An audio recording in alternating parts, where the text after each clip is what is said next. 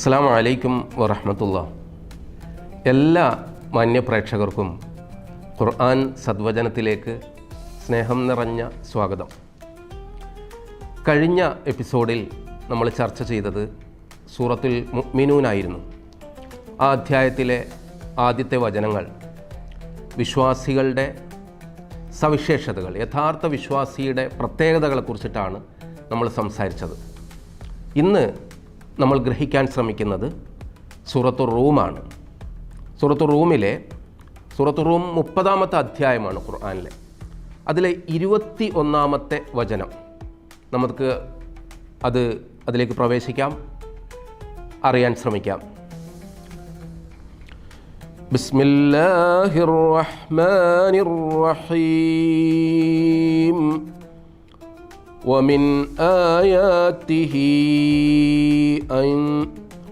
ومن آياته أن خلق لكم من أنفسكم أزواجا لتسكنوا إليها وجعل بينكم مودة ورحمة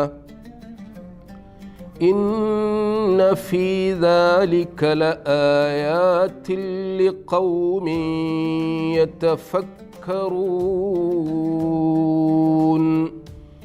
صدق الله العلي العظيم. സൂറത്ത് റൂമിൻ്റെ ഈ ഭാഗത്ത് ചർച്ച ചെയ്യുന്നത് ദൈവത്തിൻ്റെ ദൃഷ്ടാന്തങ്ങളെക്കുറിച്ചിട്ടാണ്, ദൈവാസ്തിക്യത്തിൻ്റെ അടയാളങ്ങളെക്കുറിച്ചിട്ടാണ്. ദൈവം ഉണ്ടോ ഇല്ലേ എന്നുള്ള ചർച്ച കാലാകാലങ്ങളായി മനുഷ്യൻ നടത്തിക്കൊണ്ടിരിക്കുന്നതാണ്. ദൈവമുണ്ടെന്ന് പറയുന്നവരുണ്ട്, മരിച്ചു കഴിഞ്ഞാൽ പുനർജന്മമുണ്ട് എന്ന് വിശ്വസിക്കുന്നവരുണ്ട്, മരണശേഷം ജീവിതത്തിലെ എല്ലാ കാര്യങ്ങളും നിരീക്ഷിച്ച് വിചാരണ ചെയ്ത് നന്മതിന്മകൾ ഒത്തുനോക്കി സ്വർഗത്തിലേക്കും നരകത്തിലേക്കും അവർ വേറെ വേറെ മാറ്റപ്പെടുമെന്നുള്ള വിശ്വാസങ്ങളുണ്ട്. ഖുർആൻ മുന്നോട്ട് വെക്കുന്നത് നമ്മുടെ സൃഷ്ടാവിൻ്റെ അസ്തിത്വത്തിലേക്ക് വിരൽ ചൂണ്ടുന്ന ചില വചനങ്ങളിലൂടെ വിശ്വാസികളുടെ ശ്രദ്ധ ക്ഷണിക്കുന്ന ചില കാര്യങ്ങളാണ്. പലപ്പോഴും ഇന്ന് നമ്മൾ കാണുന്ന അനുഭവിക്കുന്ന നിർമ്മാണങ്ങളൊക്കെ പ്രകൃതി തന്ന ഒരു റോ മെറ്റീരിയൽസ് വെച്ചിട്ടാണ്. നമ്മളിപ്പോൾ ഒരു വീടാണെങ്കിലും ഒരു ഓഫീസാണെങ്കിലും ഒരു റോഡാണെങ്കിലും ശാസ്ത്ര സാങ്കേതികമായിട്ട് എല്ലാ കാര്യങ്ങളും ശാസ്ത്രജ്ഞനായാലും എഞ്ചിനീയർ ആയാലും പ്രകൃതിയിൽ ദൈവികമായി ഒരുക്കിയ റോ മെറ്റീരിയൽസ്, ഒരു മരം കൊണ്ടാണ് നമ്മൾ മനോഹരമായിട്ടുള്ള ഫർണിച്ചറുകൾ ഉണ്ടാക്കുന്നത്. അങ്ങനെ ഏതും. അപ്പോൾ ആത്യന്തികമായിട്ട് വളരെ മനോഹരമായിട്ടുള്ള പ്രപഞ്ച പരിപാലകൻ്റെ, അള്ളാഹുവിൻ്റെ, ജഗദീശ്വരൻ്റെ സൃഷ്ടിപ്പിൻ്റെ ചാരുതയിലാണ് ഇതെല്ലാം പ്രവർത്തിക്കുന്നത്. ആ ഒരു സൃഷ്ടിപ്പ് നോക്കിയാൽ തന്നെ നമുക്ക് ദൈവമുണ്ട് എന്ന് നമുക്ക് തിരിച്ചറിയാൻ സാധിക്കും എന്നതിലേക്ക് വിരൽ ചൂണ്ടുന്ന ശ്രദ്ധേയമായൊരു വചനമാണ് ഞാനിവിടെ അവതരിപ്പിക്കുന്നത്. ദൈവത്തിൻ്റെ ദൃഷ്ടാന്തങ്ങളിൽ പെട്ടതാണ് അൻ ഖലഖ ലക്കും മിൻ അൻഫുസിക്കും അസ്വാജ. നിങ്ങളിൽ നിന്ന് തന്നെ നിങ്ങൾക്ക് ഒരു ഇണയാക്കി തന്നു. അതായത് ജീവിതം മുന്നോട്ട് പോകുന്നത് ജോഡികളിലൂടെ, സ്ത്രീ പുരുഷ സമ്പർക്കത്തിലൂടെ, ബന്ധങ്ങളിലൂടെയാണ് മനുഷ്യജീവിതം മുന്നോട്ട് പോകുന്നത്. അത് തന്നെ വലിയൊരു ദൃഷ്ടാന്തമാണ് ദൈവത്തിൻ്റെ. കാരണം നമ്മൾ ആലോചിച്ച് നോക്കൂ, കേവലം പുരുഷന്മാർ മാത്രം ഒരു രാജ്യത്ത്, അല്ലെങ്കിൽ ലോകത്തിൽ മൊത്തം പുരുഷന്മാർ മാത്രമാണ്, സ്ത്രീകളില്ല, നേരെ തിരിച്ചും. അല്ലെങ്കിൽ ചില പ്രദേശത്ത് മാത്രം സ്ത്രീകൾ, അല്ലെങ്കിൽ ഒരു പ്രദേശത്ത് 80% പുരുഷന്മാരും 20% സ്ത്രീകളും. സ്വാഭാവികമായ ഏറ്റക്കുറച്ചിലുകൾ ഉണ്ട് എന്നല്ലാതെ ആനുപാതികമായിട്ടാണ് പലപ്പോഴും അവരുടെ സൃഷ്ടിപ്പ്. അവർ സൃഷ്ടിപ്പിൽ, അവരുടെ മനോനിലയിൽ, അവരുടെ കായിക ശേഷിയിലൊക്കെ തുല്യരല്ല. എന്നാലോ അവർ മനുഷ്യരെന്ന രീതിയിൽ പരസ്പരം ഏറ്റക്കുറച്ചിലുകളോടെ തുല്യരാണ്. എന്ന് പറഞ്ഞാൽ പുരുഷൻ ഒരുപാട് സവിശേഷതയുണ്ട് എന്ന് കരുതി സ്ത്രീ 2ാം നമ്പറല്ല. അവൾക്കും പുരുഷനെ കഴിയാത്ത പലതും ചെയ്തുകൊണ്ട് പ്രപഞ്ചനാഥൻ ഒരു ബാലൻസിങ്ങിലൂടെ തുല്യമായി വെച്ചിരിക്കുകയാണ്. എന്നാലോ അവരുടെ ശരീരഘടന പൂർണ്ണമായും വ്യത്യസ്തമാണ്. അങ്ങനെ ഇണകളെ സൃഷ്ടിച്ചു നിങ്ങളിൽ നിന്ന് തന്നെ. അതൊരു ദൃഷ്ടാന്തമാണ്. ലിതസ്കുനു ഇലൈഹ, അതിൻ്റെ കാരണം പറയുന്നത് നിങ്ങൾ പരസ്പരം ശാന്തി പ്രാപിക്കുന്നതിന് വേണ്ടി എന്നാണ്. അപ്പോൾ ദാമ്പത്യ ജീവിതം എന്ന് പറയുന്നത് മനുഷ്യന് ശാന്തി അടയാനുള്ളതാണ്, സമാധാനവും സ്വസ്ഥതയും സന്തുഷ്ടിയും നേടാനുള്ള ദൈവത്തിൻ്റെ ഒരു നടപടിയാണ് ഈ വിവാഹത്തിലൂടെ, ദാമ്പത്യ ബന്ധത്തിലൂടെ സാധ്യമാകുന്നത്. അപ്പോൾ കുടുംബ ബന്ധം മനോഹരമായിട്ട് മുന്നോട്ട് പോകുക എന്ന് പറയുന്നത് ഒരു പ്രാർത്ഥന തന്നെയാണ്, ആരാധന തന്നെയാണെന്ന് അർത്ഥം. കാരണം പ്രവാചകൻ പഠിപ്പിച്ചിട്ടുണ്ട്, മൻ തസവ്വജ ബിംറഅത്തിൻ ഫഖദ് അഹ്റസ സുലുസൈദീൻ ഫല്യത്തഖില്ലാഹ ഫി സുലുസിൽ ബാഖി. മതത്തിൻ്റെ 2/3 ഭാഗം പൂർത്തീകരിച്ചു ഒരാൾ വിവാഹം കഴിച്ചാൽ എന്നാണ്. എന്ന് പറഞ്ഞാൽ ഭൗതികമായ പരിത്യാഗം മാത്രമല്ല, നിങ്ങൾ നല്ല മനോഹരമായ ഉത്തമനായ കുടുംബനാഥനായി, ഉത്തമയായ വീട്ടമ്മയായി മുന്നോട്ട് പോകുമ്പോൾ നിങ്ങളവർ ദൈവിക മാർഗത്തിൽ തന്നെയാണെന്നാണ് ഖുർആൻ പറയുന്നത്. വജഅല ബൈനകും മവദ്ദതൻ വറഹ്മ, അവർക്കിടയിൽ കാരുണ്യവും സ്നേഹവും പടച്ചവനുണ്ടാക്കി. അത് ദൈവത്തിൻ്റെ ദൃഷ്ടാന്തമാണ്. കേവലം നമുക്കൊരു സുഖം തരുന്ന ഒരു സാധനത്തോടുള്ള കേവലമായ ഒരു താല്പര്യം, മാംസതിബദ്ധമല്ല രാഗമെന്ന് കുമാരനാശാൻ പാടിയിട്ടുണ്ടല്ലോ. അപ്പം മാംസത്തിൽ ആകർഷിച്ചുകൊണ്ട്, സൗന്ദര്യത്തിൽ ആകർഷിച്ചുകൊണ്ട് ഒരു സുഖഭോഗത്തിന് മാത്രം പരസ്പരം നമ്മൾ ബന്ധപ്പെടുകയാണെങ്കിൽ അതിൻ്റെ ആവേശം കുറച്ച് നേരം കൊണ്ട് അണഞ്ഞു പോകും.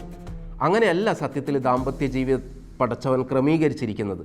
വജഅല ബൈനഹും മവദ്ദ, പ്രണയം എന്നാണ് മവദ്ദിൻ്റെ അർത്ഥം. തീവ്രമായ പ്രണയം, അനുരാഗം അവർക്കിടയിൽ വെച്ചു. വറഹ്മ, അനുരാഗം മാത്രമല്ല കാരുണ്യവും.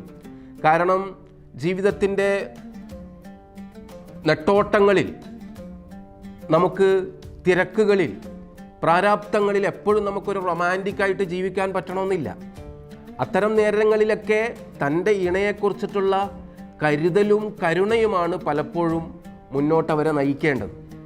അങ്ങനെ പറഞ്ഞതിന് ശേഷം ഖുർആൻ പറയുന്നു, ഇന്ന ഫീ ദാലിക ലആയാതിൻ ലിഖൗമിൻ യതഫക്കറൂൻ, ഇതിലൊക്കെ ചിന്തിക്കുന്നവർക്ക് ദൃഷ്ടാന്തമുണ്ട്. ചിന്ത, നിരന്തരമായ ആലോചന, മനനം, പ്രകൃതിയെ, മനുഷ്യനെ, കുടുംബത്തെ ഒക്കെ നിരന്തരം നിരീക്ഷിക്കുവാനും ആലോചിക്കുവാനും അതിലൂടെ ദൈവത്തിൻ്റെ അസ്തിത്വവും സാന്നിധ്യവും തിരിച്ചറിയാൻ വേണ്ടിയിട്ടുള്ള ഒരു ആഹ്വാനമാണ് ഈ സൂറയിലൂടെ വ്യക്തമാക്കുന്നത്. ഇന്ന് ദാമ്പത്യ ജീവിതമൊക്കെ അൽഫ ജനറേഷൻ്റെ കാലത്ത് വലിയൊരു പ്രശ്നമായിട്ട് മാറിയിട്ടുണ്ട്. അതായത് ദാമ്പത്യം മാത്രമല്ല, 1 മിനിറ്റ് അല്ലെങ്കിൽ 2 മിനിറ്റ് 90 സെക്കൻഡ് ഒരു റീല് കാണാൻ നമുക്ക് സമയമില്ലാതായിരിക്കുന്നു. അതുപോലും ഇല്ലാത്ത, ക്ഷമ ഇല്ലാത്ത നശിച്ച ഒരു ലോകത്ത് നമുക്ക് 2 പേർ ദാമ്പത്യ ജീവിതം നയിച്ച് 2 ദിവസം കൊണ്ട് വേർപിരിയുന്ന, ഡൈവോഴ്സ് ആകുന്ന ഒരു കാലമാണിത്. അത് അനുദിനം ആവർത്തിച്ചു കൊണ്ടിരിക്കുകയാണ്. ഈ സമയത്താണ് ഖുർആൻ ഈ പറയുന്നതിൻ്റെ നിർദ്ദേശം. അതിനൊരു പവിത്രമായ മാനസികാവസ്ഥയിൽ അതിനെ കാണുമ്പോൾ മാത്രമേ ഈ ദാമ്പത്യ പരാജയങ്ങൾ, കുടുംബ കലഹങ്ങൾ ഒക്കെ അവസാനിക്കുകയുള്ളൂ എന്നാണ് ഖുർആൻ പറയുന്നത്. അണ്ടർസ്റ്റാൻഡ് ഈച്ച് അതർ, പരസ്പരം മനസ്സിലാക്കുക. മാതൃകാ ദമ്പതികളായിട്ട് ഇസ്ലാം പരിചയപ്പെടുത്തുന്ന അലി ഫാത്തിമ ബന്ധത്തെക്കുറിച്ച് മനോഹരമായി ഹദീസ് പറഞ്ഞു വെക്കുന്നുണ്ട്. അതിങ്ങനെയാണ്, മുഹമ്മദ് നബിയുടെ ഏറ്റവും പ്രിയപ്പെട്ട ശിഷ്യനാണ് അലിയുബിൻ അബി താലിബ്. അദ്ദേഹം പ്രതിഭ കൊണ്ട്, അറിവ് കൊണ്ട് വലിയ ഉയരത്തിൽ നിൽക്കുന്ന ഒരാളായിരുന്നു. എന്നാലോ പരമദരിദ്രനായിരുന്നു. അതുകൊണ്ട് തന്നെ വളരെ കുലീനിയായ സ്ത്രീ എന്ന അർത്ഥത്തിൽ ഫാത്തിമ ബീവിയെ കല്യാണം കഴിക്കണമെന്ന് അലീന് ആഗ്രഹം ഉണ്ടായിരുന്നു. അപ്പോൾ പലപ്പോഴും അതുകൊണ്ട് ഇങ്ങനെ വിഷമിച്ചിട്ടൊക്കെ ഇരിക്കും, എങ്ങനെയാണ് പ്രവാചകനോട് ഈ കാര്യം പറയുക എന്നൊക്കെ കരുതിയിട്ട്. അപ്പോൾ ഒരിക്കൽ അബൂബക്കർ സിദ്ദീഖ്, ഖലീഫ അബൂബക്കർ സിദ്ദീഖ് റളിയല്ലാഹു ചോദിക്കുന്നു, എന്തിനാണ് നീ ഇങ്ങനെ പ്രയാസത്തോടെ നിൽക്കുന്നത്? അത് എനിക്ക് ഫാത്തിമയെ കല്യാണം കഴിക്കണമെന്നുണ്ട്, പക്ഷേ എനിക്ക് സ്വീകരിക്കുമോ, പ്രവാചകൻ വിലക്കുമോ, എന്നോട് പിണങ്ങുമോ എന്ന പേടിയിൽ ഞാൻ പറയാതിരിക്കുന്നതാണ്. അപ്പോൾ സിദ്ദീഖ് ഉപദേശിച്ചത് തീർച്ചയായിട്ടും ഇത് പ്രവാചകനോട് പറയണം, തുറന്നു പറയണമെന്നാണ്. അങ്ങനെ ഒരിക്കൽ അലി നബിയോട് ഇക്കാര്യം പറയുന്നുണ്ട്, പേടിച്ചുകൊണ്ടാണെങ്കിലും. അപ്പോൾ മുൻകൂട്ടി പറയുന്നുണ്ട്, എൻ്റെ ഭാഗത്ത് തെറ്റുണ്ടെങ്കിൽ എന്നോട് ക്ഷമിക്കണം, എന്നാൽ പ്രവാചകന് താല്പര്യമുണ്ടെങ്കിൽ എനിക്ക് ഫാത്തിമയെ വിവാഹം കഴിച്ചു തരണം. സൗന്ദര്യത്തിനോ സ്ഥാനമാനങ്ങൾക്കോ അല്ലെങ്കിൽ പ്രവാചകൻ എന്ന ഒരു പ്രതാപത്തിൻ്റെ പുറത്തോ അല്ല, അലി ഫാത്തിമയെ ഇഷ്ടപ്പെടുന്നത്. അങ്ങനെ സന്തോഷത്തോടെ പ്രവാചകൻ അലീനെ ആശ്ലേഷിച്ചുകൊണ്ട് പ്രവാചകൻ്റെ ഉള്ളിൽ അലീനെ ഫാത്തിമക്ക് കഴിച്ചു കൊടുക്കാനുള്ള താല്പര്യവും ഉണ്ടായിരുന്നു. പറഞ്ഞു വന്നത് അവരുടെ ദാമ്പത്യ ജീവിതം അത്രയും മനോഹരമായിരുന്നു. കേവലം ഈ ഇസ്ലാം മുന്നോട്ട് വെക്കുന്നത് തുംകഹുൽ മർഅത്തു ലി അർബഇൻ. സാധാരണ കല്യാണം കഴിക്കപ്പെടുന്ന ഒരു സ്ത്രീയെ കല്യാണം കഴിക്കുമ്പോൾ പല മാനദണ്ഡങ്ങളും നോക്കും. ലി മാലിഹ, അവളുടെ സാമ്പത്തിക സൗകര്യം. വലി ജമാലിഹ, സാമ്പത്തിക സൗന്ദര്യം പോലെ തന്നെ അവളുടെ സൗന്ദര്യം. വലി ഹസബിയ, അവൾ നല്ല തറവാട്ടുകാരിയാൻ നോക്കും. വലി ദീനിഹ, അവളുടെ സംസ്കാരവും അവരുടെ ധാർമ്മികതയും നോക്കും. ഫൽഫർ ബിദാത്തി ദീൻ, നിങ്ങൾ ദീനിന്, ധർമ്മത്തിന്, മൂല്യബോധത്തിന് മുൻഗണന കൊടുക്കണം എന്നാണ് പറയുന്നത്. അങ്ങനെ കൊടുത്തപ്പോഴുണ്ടായ മനോഹരമായ ദാമ്പത്യ ജീവിതമാണ് അലി ഫാത്തിമയുടേതെന്നാണ് ഞാൻ സൂചിപ്പിച്ചത്. ഒരിക്കലും വലിയ മധുരം വേണമെന്ന് അവരുടെ ജീവിതം പലപ്പോഴും അരപ്പട്ടിണിയും മുഴുപ്പട്ടിണിയുമാണ്. 3 ദിവസത്തിൻ്റെ ഇടയ്ക്കൊക്കെയാണ് ചിലപ്പോൾ എന്തെങ്കിലും ഒരു ഗോതമ്പിൻ്റെ ധാന്യത്തിൽ ഉണ്ടാക്കുന്ന ഒരു അപ്പമൊക്കെ കിട്ടുക. അപ്പോൾ ഫാത്തിമ ബി ഒരിക്കൽ വളരെ ആഗ്രഹം കൊണ്ട് പറഞ്ഞു, അലി എനിക്ക് കുറച്ച് മധുരം കിട്ടിയാൽ സന്തോഷമായിരുന്നു, എനിക്ക് കഴിക്കാൻ ആഗ്രഹമുണ്ട്. അപ്പോൾ അലീൻ്റെ അടുത്ത് പൈസയില്ല, ഒന്നുമില്ല. കുറേ പേരെടുത്ത് കടം ചോദിച്ചു. അങ്ങനെ ഒരു ബിസിനസ്സുകാരനായ ജൂതൻ്റെ അടുത്ത് പോയിട്ട് ചെറിയൊരു സാധനം പണയം വെച്ചിട്ടാണ് കുറച്ച് ഈത്തപ്പഴം ശേഖരിച്ചത്. ഈത്തപ്പഴം ശേഖരിച്ച് വരുന്ന വഴിയിൽ കുറേ പാവങ്ങൾ അവരുടെ പട്ടിണിയും ദാരിദ്ര്യമൊക്കെ പറഞ്ഞിട്ട് അപേക്ഷിച്ചപ്പോൾ അതൊക്കെ കൊടുക്കേണ്ടി വന്നു. അങ്ങനെ ഒരു സന്മനസ്സുള്ള ആളായിരുന്നു അലി. അപ്പോൾ ഫാത്തിമയുടെ അടുത്ത് വെറും കൈയോടെ പോയപ്പോൾ വല്ലാതെ സങ്കടമുണ്ട്. ഫാത്തിമ ബീവിയാണെങ്കിൽ ഒന്നും ചോദിക്കുന്നുമില്ല. മദരത്തിന് ആഗ്രഹം പറഞ്ഞിട്ട് അയച്ചിട്ട് നീ എന്താണ് ഒന്നും തിരിച്ചിട്ട് എന്നോട് പറയാതിരുന്നതെന്ന് പറഞ്ഞപ്പോൾ ഫാത്തിമ ബീവി പറയുന്നൊരു മറുപടി ഹൃദയാവർജകമാണ്. പറഞ്ഞത്, പിന്നെ എനിക്കറിയാം അലിയെ, ഒന്നുകിൽ അത് കിട്ടാഞ്ഞിട്ടാണ്, അല്ലെങ്കിൽ ആർക്കെങ്കിലും കൊടുത്തിട്ടാണ്. അതെനിക്ക് പ്രശ്നമല്ല എന്ന് പറഞ്ഞിട്ടുണ്ട്. അങ്ങനെ അതിവൈകാരികമായ മുഹൂർത്തങ്ങൾ നിറഞ്ഞ അവരുടെ ദാമ്പത്യ ജീവിതം ഒരിക്കൽ പോലും സമ്പത്തിൻ്റെയോ സൗന്ദര്യത്തിൻ്റെയോ പേരിൽ പിണങ്ങേണ്ടി വന്നിട്ടില്ല.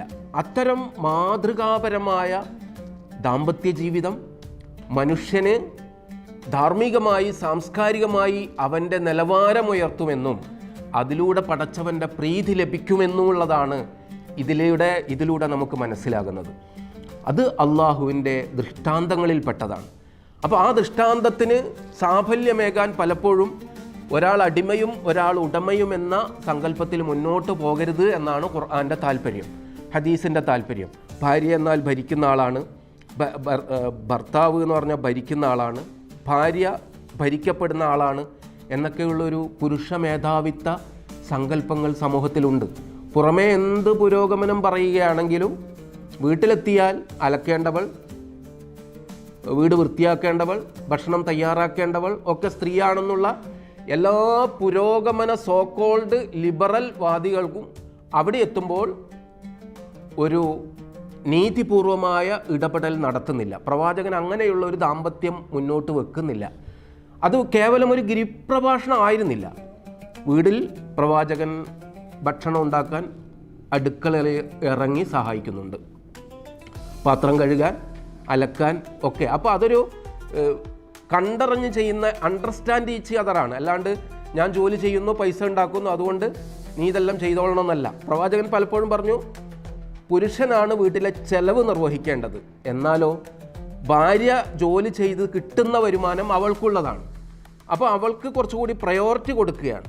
അപ്പോൾ ആ രീതിയിൽ തുല്യമായ പരസ്പരം മനസ്സിലാക്കിയിട്ടുള്ള കുടുംബജീവിതമാണ് സന്തുഷ്ടമായ, സമാധാനമുള്ള, ആരോഗ്യമുള്ള ഒരു കുടുംബജീവിതത്തിന് നല്ലത്. അതാണ് ദൈവത്തിൻ്റെ ദൃഷ്ടാന്തമായി ഈ അധ്യായത്തിൽ പരിചയപ്പെടുത്തുന്നത്. അള്ളാഹു നല്ല സന്തുഷ്ടമായ കുടുംബജീവിതം നയിക്കാൻ, ശിഥിലീകരിക്കപ്പെട്ട കുടുംബാംഗങ്ങൾ തുന്നിച്ചേർത്തുകൊണ്ട് മനോഹരമായ ഒരു മുത്തുമാല പോലെ കോർത്ത് ജീവിക്കുന്ന കുടുംബാംഗങ്ങൾ, ഭാര്യ ഭർത്താക്കന്മാർ, കുട്ടികൾ, മാതാപിതാക്കൾ, സഹോദരി സഹോദരന്മാരൊക്കെ നമ്മുടെ തലമുറയിൽ ഉണ്ടാവട്ടെ. അതിനായി മനസ്സ് തുറന്ന് പ്രാർത്ഥിക്കുന്നു. ആഖിറു ദഅ്വാനാ അൽഹംദുലില്ലാഹി റബ്ബിൽ ആലമീൻ. അസ്സലാമു അലൈക്കും വറഹ്മത്തുള്ളാഹി വബറകാതുഹു.